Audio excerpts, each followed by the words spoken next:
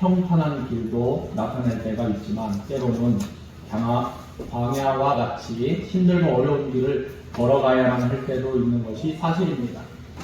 그러나 그럴지라도 우리가 우리의 시각을 조금만 바꾸면 우리의 생각이 바뀌어질 수 있습니다. 우리의 삶의 질이 얼마든지 밝아지고 그만큼 아름다운 삶을 살아갈 수 있다는 사실입니다. 예로 하얀 백지 한 장에 붓끝에 검은 점을 살짝 찍었습니다. 그리고 그것을 사람들에게 보여주면서 물어봅니다. 여기에 무엇이 있습니까?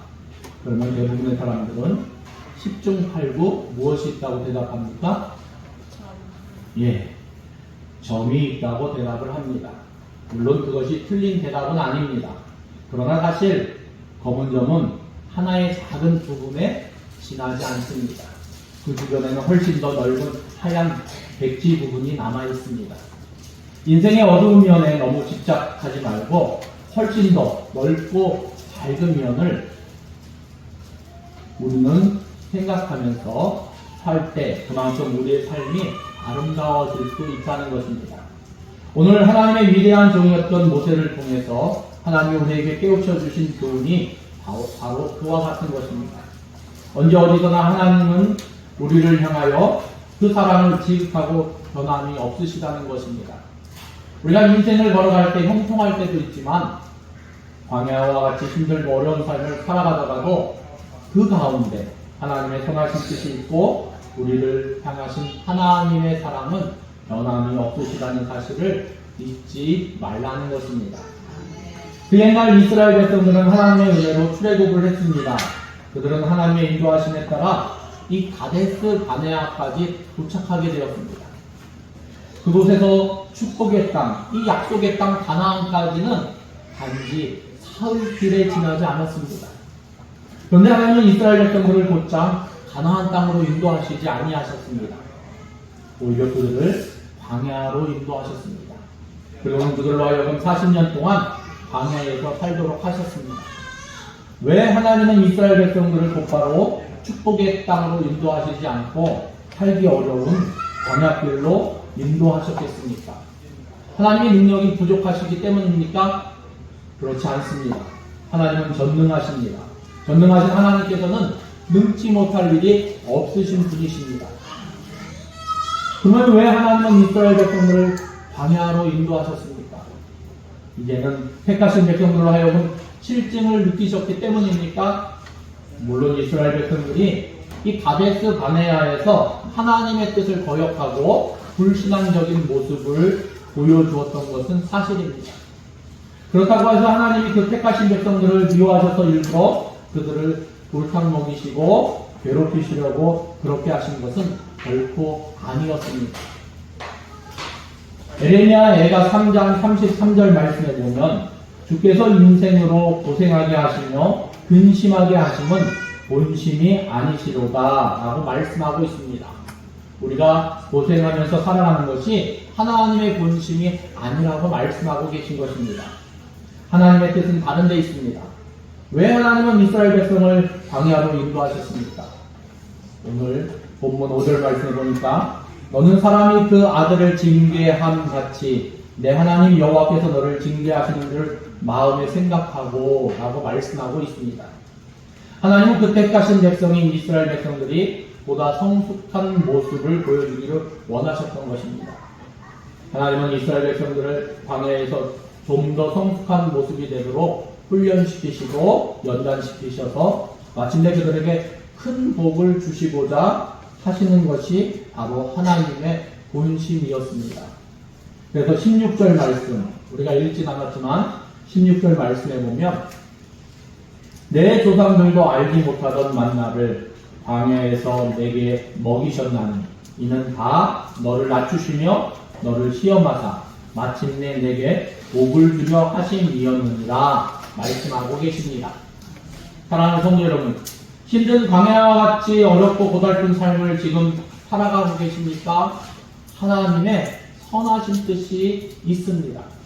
하나밖에 없는 독생자 예수 그리스도를 아낌없이 내어주시기까지 하신 우리를 너무 사랑하시는데 왜 하나님의 은혜 없이 우리를 방향길로 인도하시겠습니까?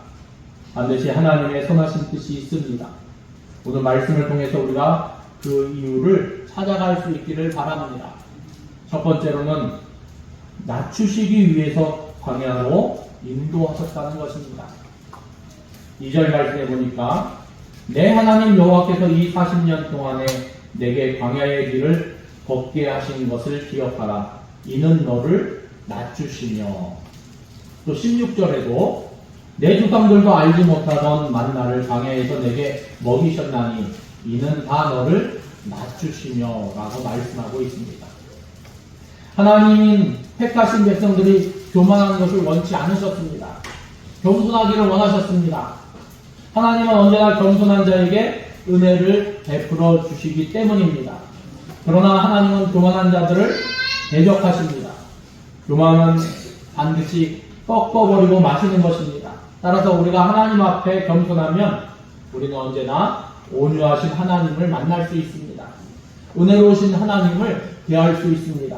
그러나 우리가 하나님 앞에 교만하면 하나님은 우리를 대적하십니다. 우리는 자연히 진노하시는 하나님을 만날 수밖에 없습니다. 하나님은 이스라엘 백성들을 낮추시고 그들에게 은혜를 베푸시기 위해서 그들을 방해하고 인도하신 것입니다. 그러면 신명기 8장에서 말씀하신 교만은 무엇이며 겸손은 무엇입니까? 한마디로 교만은 하나님을 잃어버리는 것입니다. 내가 잘나서 잘된 줄 아는 것입니다. 반대로 겸손은 모든 것이 하나님의 은혜인 줄 알고 하나님을 잊지 아니하고 하나님 앞에 영광 돌리며 감사할 줄 아는 것입니다. 우선 교만에 대해서 14절 말씀을 보시기 바랍니다. 읽지 않았기 때문에 제가 14절 말씀에 내 마음이 교만하여 내 하나님 여호와를 잃어버릴까 염려하노라 말씀하고 계십니다. 하나님을 잃어버리는 것이 바로 교만이라는 것입니다. 여러분, 우리가 힘들고 어려울 때 하나님을 잃어버리기가 쉽습니까? 아니면 우리가 형통하고 잘 될 때 하나님을 잃어버리며 교만하기가 쉽습니까? 12절, 13절 말씀에 보면 내가 먹어서 배불리고 아름다운 집을 짓고 거주하게 되며 또 내 소와 양이 번성하며 내 은금이 증식되며 내 소유가 다 풍부하게 될 때에 우리가 무엇인가 잘되고 형통하고 풍부하게 될 때 오히려 하나님을 잃어버리기가 쉽다는 것입니다. 그 이유가 무엇입니까? 17절 말씀에 보면 그러나 내가 마음에 이르기를 내 능력과 내 손의 힘으로 내가 이 재물을 얻었다 말할 것이라.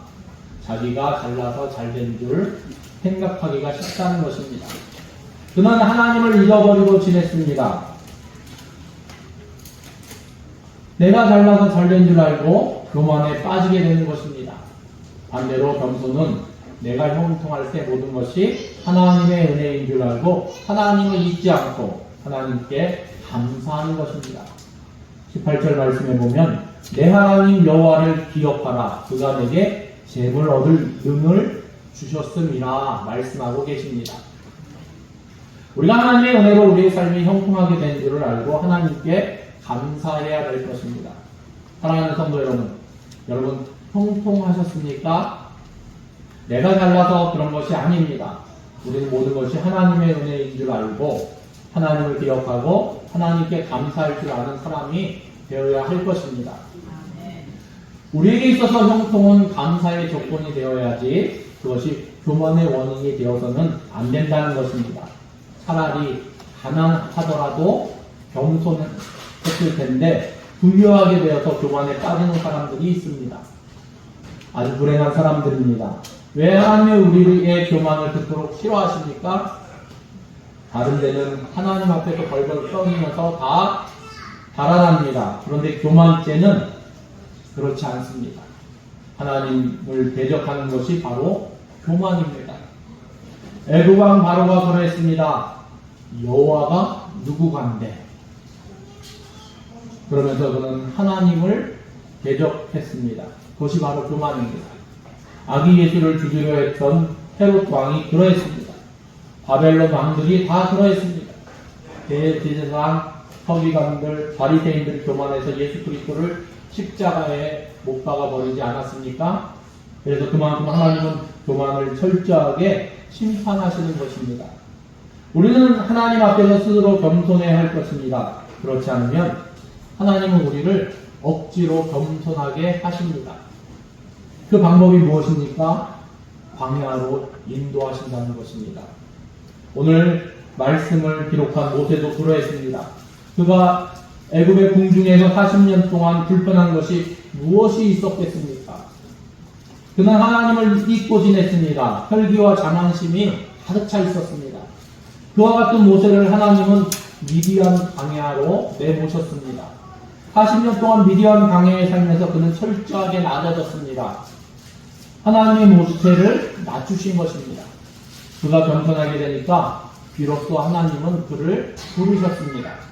그리고 하나님은 그를 이스라엘의 위대한 종으로 사용해 주신 것입니다. 내가 잘나서 이날 이 시간까지 살아왔다고 생각하시지 마시기 바랍니다. 모든 것이 하나님의 은혜인 줄 알고 하나님을 기억하면서 하나님께 감사드리고 하나님께 영광 돌릴 수 있는 우리 모두가 되기를 예수님의 이름으로 축원합니다. 둘째로는 순종 여부를 시험하기 위해서 광야로 인도하셨다는 것입니다. 하나님은 이스라엘 백성들을 하나님의 명령에 순종하는지 하지 않는지 그것을 알아보기 위해서 그들을 광야로 인도하신 것입니다. 2절 하반부에 보니까 너를 시험하사 내 마음이 어떠한지 그 명령을 지키는지 지키지 않는지 알려 하십니다. 때때로 하나님은 택하신 백성을 시험하십니다. 그 옛날 하나님은 아브라함을 시험하셨습니다. 그에게 나타나서 그의 아들 이삭을 하나님께 번제로 드리라고 명령하셨습니다. 아브라함은 하나님의 말씀에 그대로 순종했습니다. 만일 아브라함에게 그러한 시험이 없었더라면 그가 하나님을 얼마나 사랑하는지 우리는 알 수 없었을 것입니다. 하나님의 명령에 순종한 아브라함은 여호와 이레의 축복을 받을 수 있었습니다. 또한 하나님은 욥도 시험하셨습니다. 2번이나 견디기 어려운 시련을 그에게 허락하셨습니다. 욥은 극심한 시련 속에서도 끝까지 인내하면서 자신의 믿음을 지켰습니다. 만일 욥에게 그러한 시험이 없었더라면 우리가 그의 믿음이 얼마나 순수한지 그것을 어떻게 알 수 있었겠습니까? 욥이 시험을 잘 견디고 이겨냄으로 말미암아 하나님은 욥에게 허락하셨던 모든 공경을 돌이키시고 그에게 갑절의 축복을 허락하셨습니다. 마찬가지로 하나님은 이스라엘 백성들을 시험하시기 위해서 그들을 광야길로 인도하신 것입니다. 사랑하는 성도 여러분, 지금 힘든 광야길을 걷고 계십니까? 하나님이 우리를 시험하고 계시는 것입니다. 하나님을 향한 나의 사랑과 믿음이 얼마나 순수하고 진실한지 그것을 알아보시기 위해서 하나님은 지금 우리를 시험하고 계시는 것입니다. 그럴수록 하나님의 명령에 절대적으로 순종하는 우리들이 되기를 바랍니다. 광야에서 헐떡거리고 있는 이들에게 하나님은 말씀하십니다. 오늘 말씀 1절 말씀입니다. 내가 오는 날 명하는 모든 명령을 너희는 지켜 행하라. 그리하면 너희가 살고 번성하고 여호와께서 너희의 조상들에게 맹세하신 땅에 들어가서 그것을 차지하리라.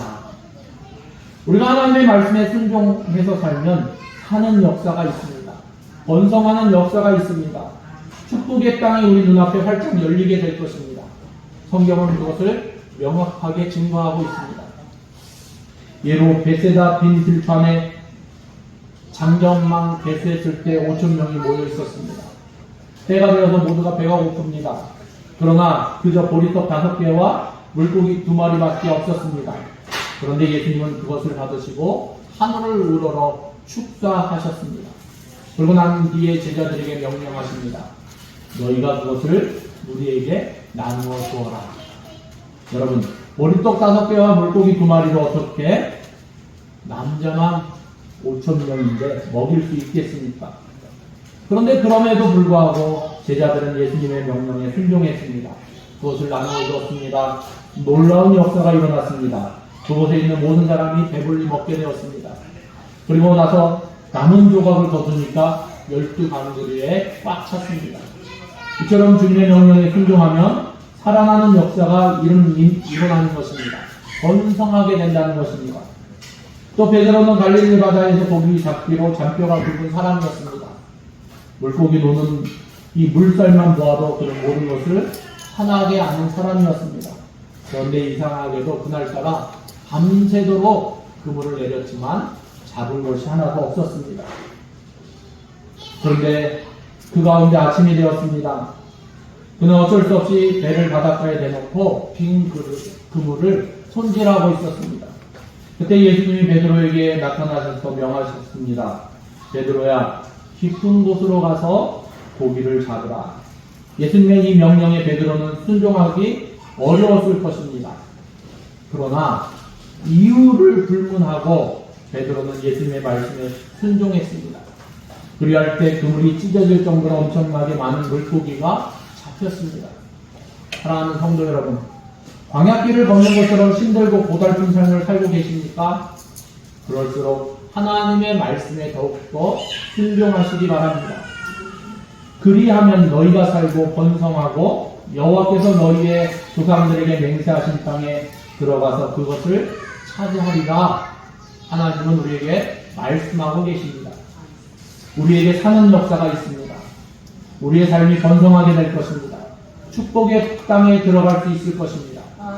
하나님의 명령에 순종함으로써 놀라운 축복의 역사를 나눌 수 있는 우리들이 되기를 예수님의 이름으로 축원합니다. 마지막으로 하나님만 전적으로 의지하도록 광야로 인도하셨습니다. 3절 말씀에 보면 여러분이 읽어주시겠습니다. 시작!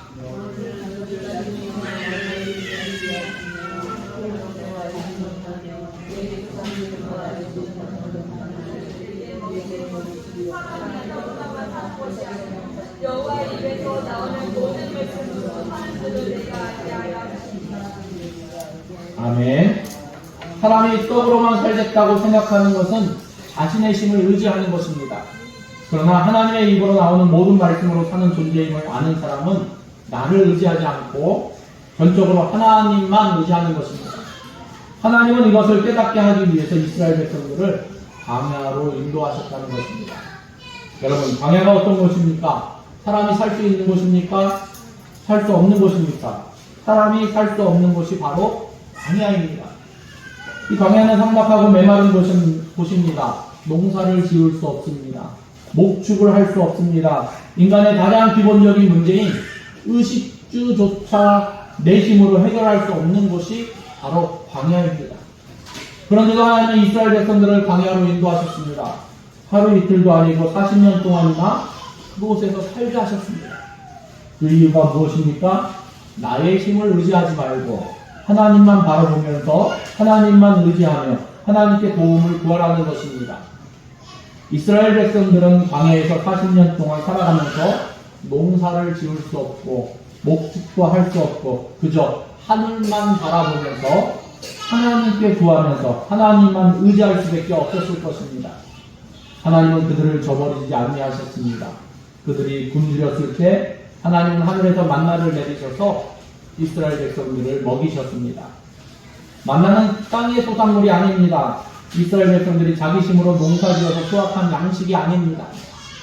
하나님이 하늘에서 내려주신 음식입니다. 그들이 배고플 때 하나님께서 먹여주신 것입니다. 그리고 그들이 목마를 때 반석에서 생수가 솟아나게 하셔서 그들의 가란 목을 죽여주셨습니다. 또 갈 길을 알지 못하는 이스라엘 백성들을 위해서 하나님은 낮에는 구름 기둥으로 밤에는 불 기둥으로 그들의 걸음을 인도해 주셨습니다.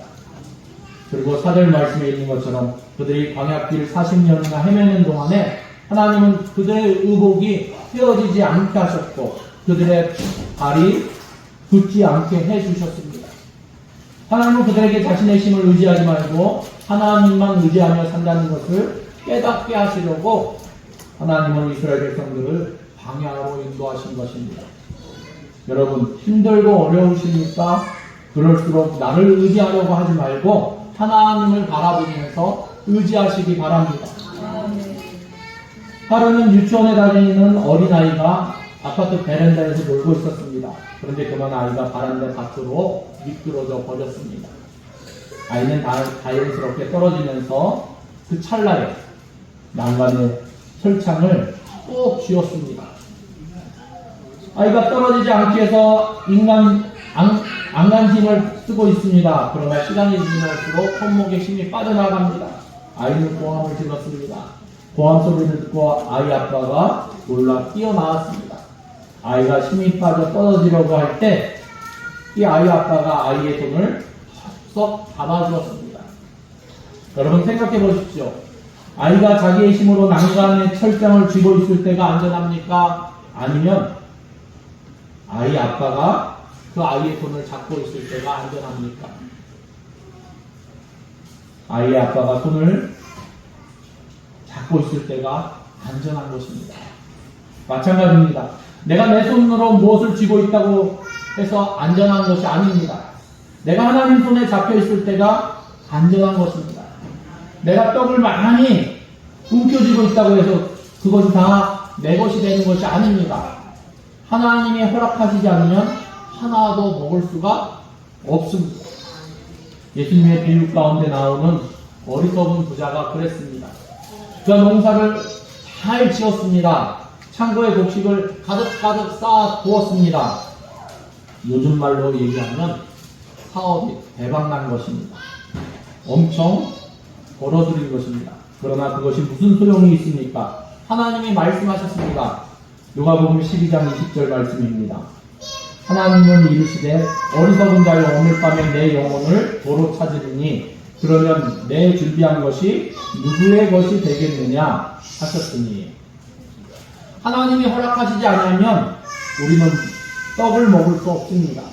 내가 아무리 떡이 많아도 하나님이 먹지 말라고 말씀하시면 먹을 수 없는 것입니다. 어리석은 부자의 비유가 그것이 아니겠습니까?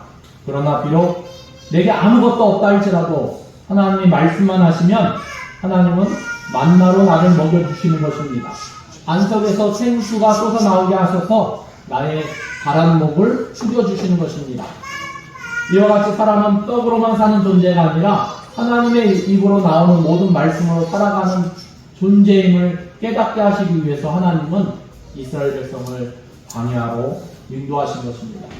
사랑하는 성도 여러분, 모든 것이 하나님의 은혜입니다. 하나님을 잊지 마십시다. 내가 하나님의 손에 붙들린 것이, 내가 하나님의 손을 붙든 것이 아니라 하나님께서 내 손을 붙들어 주신 것입니다. 그리고 지금까지 나를 인도해 주신 것입니다. 때로는 하나님이 나에게 광야의 길로 인도하실 때도 있습니다. 그러나 거기에는 반드시 하나님의 선한 뜻이 있음을 말씀을 통해서 깨닫게 되었습니다. 하나님의 명령에 순종하며 하나님 앞에 겸손하며 하나님만 의지함으로 항상 나를 붙들어 주시는 하나님의 은혜 가운데 사는 역사를 이루는 저와 여러분 되시기를 예수님의 이름으로 축원합니다. 기도하시겠습니다. 하나님 감사합니다. 하나님, 내가 붙든 것이 아니라 하나님께서 나를 붙들고 계시기에 진실로 내가 지금까지 하나님의 인도함을 받았음을 고백합니다.